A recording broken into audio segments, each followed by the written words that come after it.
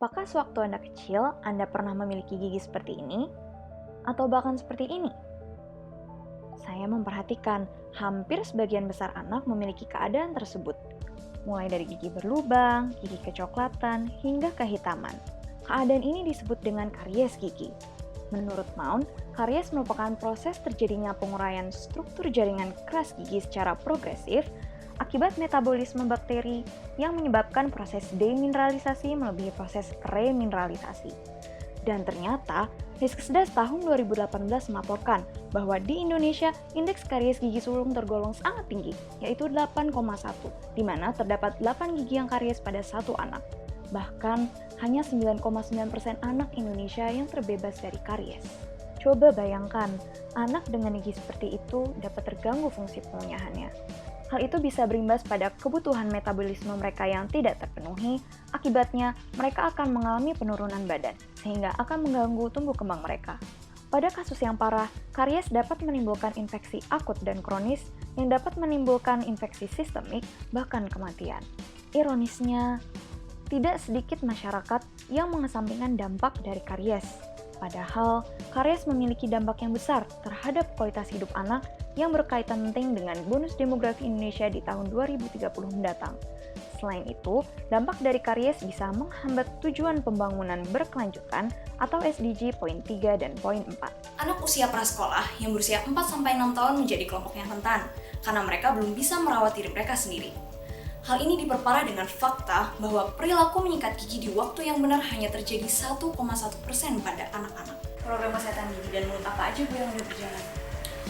Selama ini untuk TK Aisyah sikat gigi bersama. Untuk 2 tahun ajaran ini tidak berjalan. Beliau Bu Sri, Ketua Pimpinan Cabang Aisyah Johar Baru. Selain TK Aisyah, beberapa lembaga PAUD juga secara mandiri telah melakukan program kesehatan gigi dan mulut. Namun, pelaksanaannya tidak rutin, tidak terprogram secara sistematis dan terukur. Tidak adanya monitoring melalui guru, turut meningkatkan inkonsistensi berjalannya program. Selain itu, pemerintah sendiri telah menaruh perhatian dengan mengusung program Indonesia Bebas Karies 2030. Oleh karena itu, perlu adanya upaya pencegahan karies pada sekolah pada jenjang yang lebih awal yaitu prasekolah. Maka saya, Putri Humairatu Zahra menggagas program ABCD, Ayo Berantas Karies Dini, sebuah program intervensi kesehatan gigi dan mulut berbasis pendidikan formal dalam merubah perilaku anak melalui PAUD. Program akan terintegrasi dengan kurikulum PAUD dan melibatkan orang tua, guru, serta UPT Puskesmas.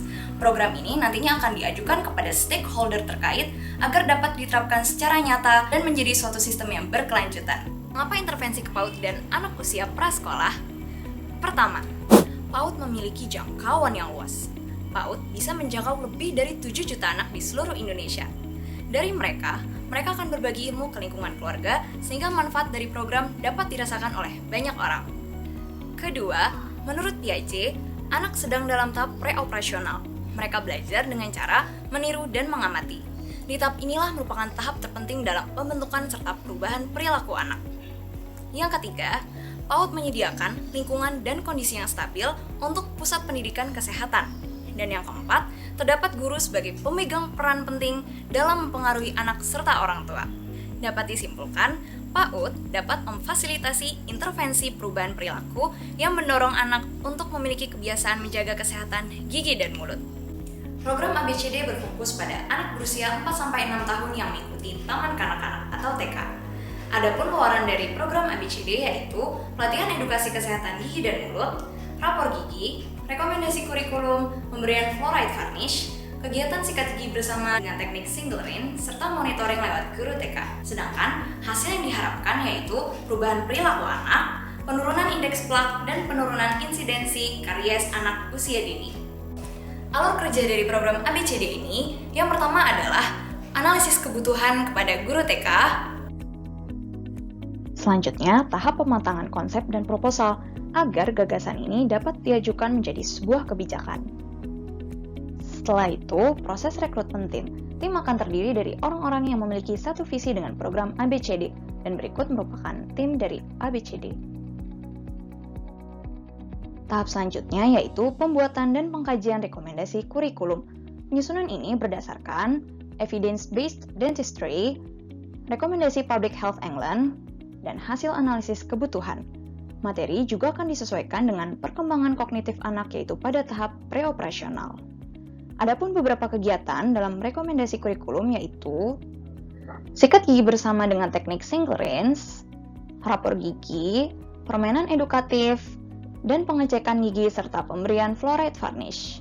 Sikat gigi bersama akan disupervisi langsung oleh guru dengan bantuan model gigi. Akan dilaksanakan setiap 1 minggu sekali di hari Jumat selama 30 menit.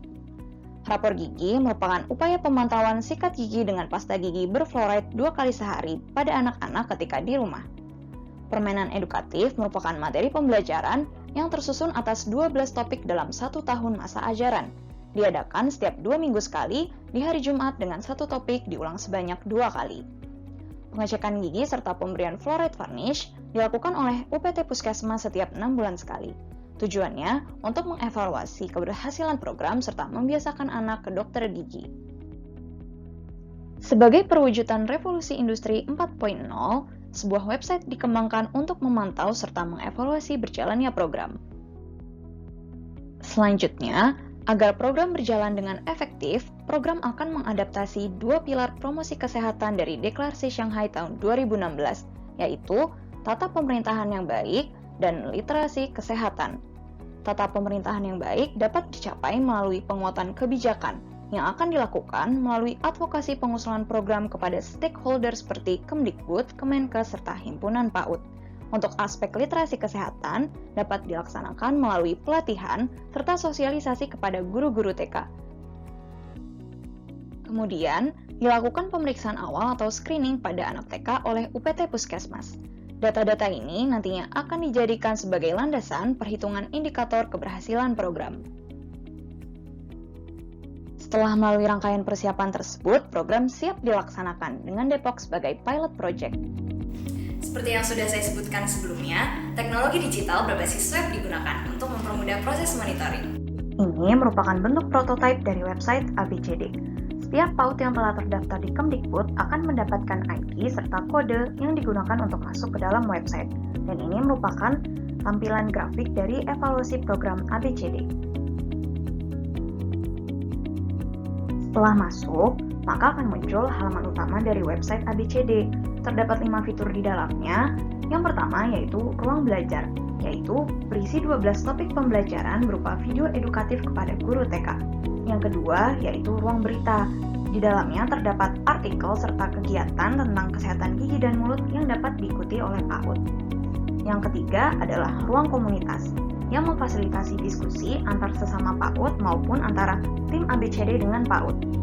Yang keempat merupakan PAUD berprestasi, yaitu berupa apresiasi kepada PAUD-PAUD yang menjalankan program ABCD secara tepat dan benar. Yang kelima yaitu monitoring dan evaluasi, di mana guru cukup memberikan checklist pada borang yang telah tersedia, serta mengunggah bukti bahwa program ABCD telah berjalan.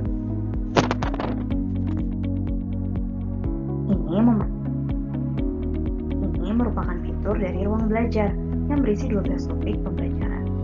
Berikut merupakan contoh-contoh topiknya.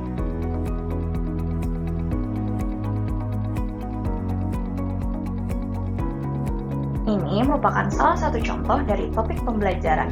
Terdapat penjelasan singkat dari topik, dan di sebelah kanannya terdapat video yang dapat membantu guru untuk mengingat kembali materi ketika sesi pelatihan. Dan di bawahnya terdapat materi serta properti yang dapat diunduh untuk kepentingan pembelajaran.